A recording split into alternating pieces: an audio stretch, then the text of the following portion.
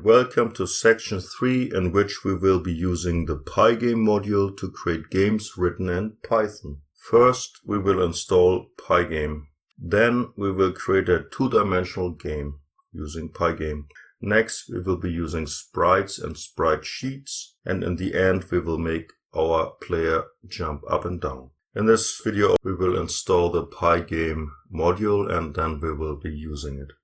We will be installing the PyGame module. We will look at the official documentation for PyGame, and then we will be writing our first Python code with PyGame, and we will start by changing some attributes of the displayed PyGame window. This is the official PyGame documentation website.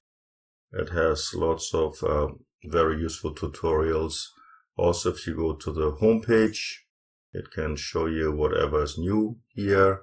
But I think for us as developers, the docs page, and up here you can see there's a whole bunch of classes. Like if you click on any of those things, those are all classes from the PyGame module, and Rect is a very important one. So we will look at that a little bit more in detail soon.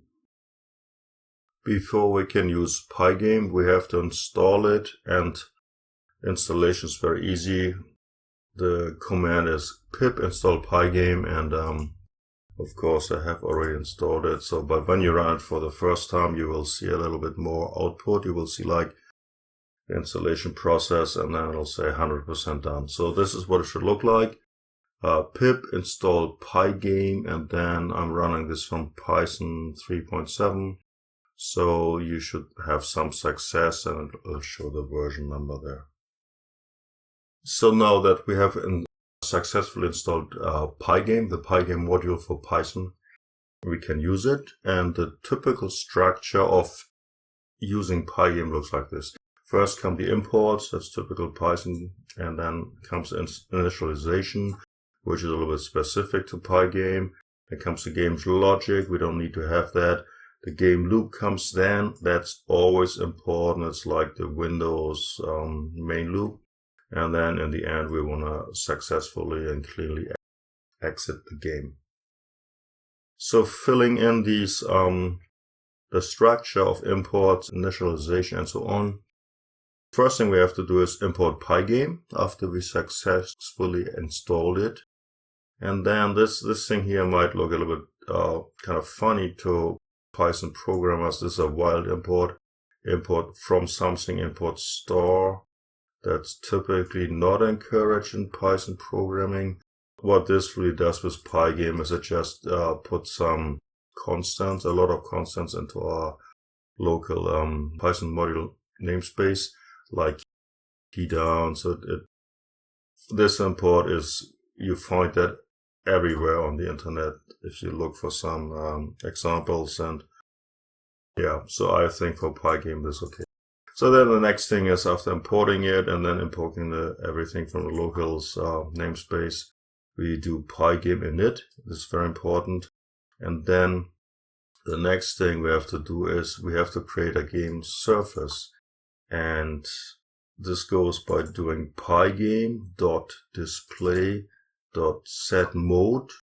Not very intuitive, but that's how it works. And then you give it a like two numbers, so that's the X and Y coordinates. Here comes the game logic, and so on and so on. When we run this now, we do get a window, 600 wide and 400 tall, but it immediately disappears. And that's the reason why. So we'll talk about that next. So a game written in PyGame is really a graphical user interface, a GUI. And every GUI in Windows and Linux and so on has an event loop and a loop that doesn't end. So what we have to do to keep our PyGame window up is we have to create that loop. So we do while run game is true. It doesn't need to be anything else. And then in the end we say quit. So when we run this now, the window stays open. But as you can see, it kind of also freezes Python. So it's a first step, but it's not really the full story. So let's go next. So what we have to do is we have to, in our while loop here, in our game loop, that's important. Every PyGame program has this endless loop. So once we fill it in, it's very easy, very cute, very nice. So once we put something into our game loop, which is an endless while loop, we say we're looking for events, and like there's it's built in PyGame event.get, and then we look for event type. If event type is quit, which means we click the right X, top X on the window, then we set this variable for false, and then our endless loop ends, and we can cleanly quit the PyGame program, which also cleanly quits, Python. So when we run this, so we have this now, and you see it's no longer frozen. We can move it around, and we can close the program. So now what did we get? So we import PyGame, we import the locals, we initialize PyGame, so we create the surface, and PyGame is called surface. Another modules would be called a GUI, graphical user interface, or window. So what we can do, we have our event loop here. At the bottom we have the quit thing here. That part works, and that's what we've done before, but that's kind of boring. So what we want to do is we want to do something with it. So we can create a background, and we can use pygame.surface. I can get the size of the game surface, and convert is a big thing. You often want to do that. And then we can fill in the background with some RGB values, so red, green, blue. So this would be mainly blue.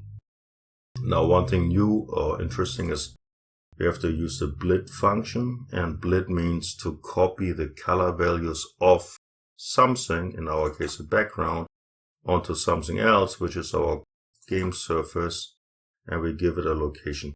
So we are basically changing the background color of the black default PyGame window to the color we do here, so which is almost blue, mainly blue. And then after we do this, we have to call update on the display. We have to call PyGame display update, and when we run this, then so now instead of being black, our PyGame window fully functional with a title, with a certain size, with the X button, has the color we gave it here. So that's kind of neat. Only a few lines of code, and you have a fully functional graphical user interface using PyGame. So in the previous module script, we just did the simple thing. And now we do the same thing, but we get a little bit more organized. So we say the imports are up here, and then the initialization is up here, and then we create a little simple function, and we put the code into the function. And as is typical in Python programming, if you run this Python module by itself, if name equals main, then you do something, and what we do here is we call this function. If this module gets imported, then nothing will happen until you call this function from the importing module. So this is a Pythonic way.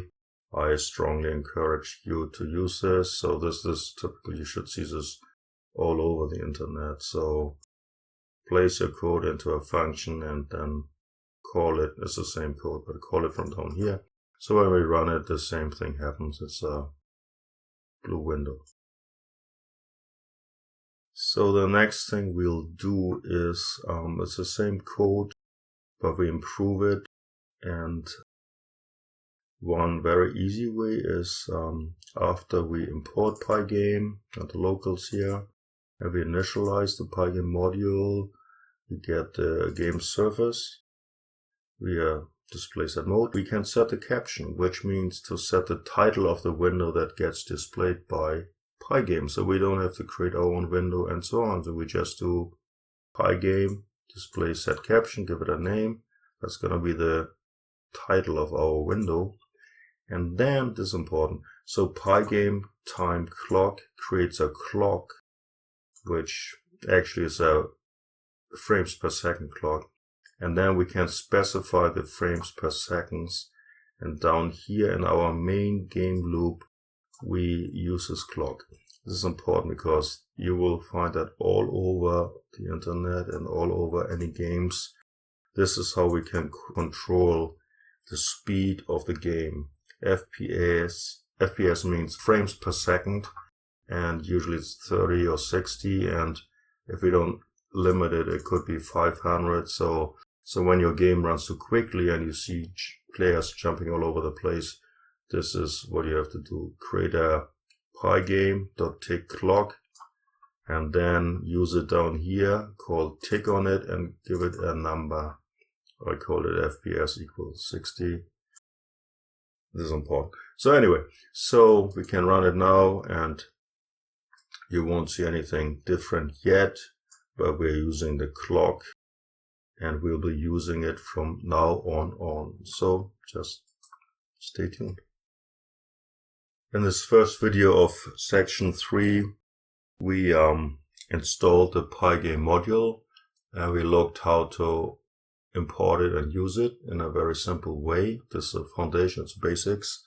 And we did this in a procedural way. We can also do it in an object-oriented way, which we'll be doing in the next few videos. And the important thing now is that we first installed the PyGame module. We also looked at the official documentation. And while I only showed the website, you will find it useful when you are looking for like, oh, how do I do this? What does that mean? Go to that pygame.org website. And another like a name that's important is they call it Surface, another like Tiki and so on. It's not called Surface, it's called Window or GUI or whatever. So Surface is a big name and so on. So we got started with this. We installed PyGame and we'll be using it for the next many videos. And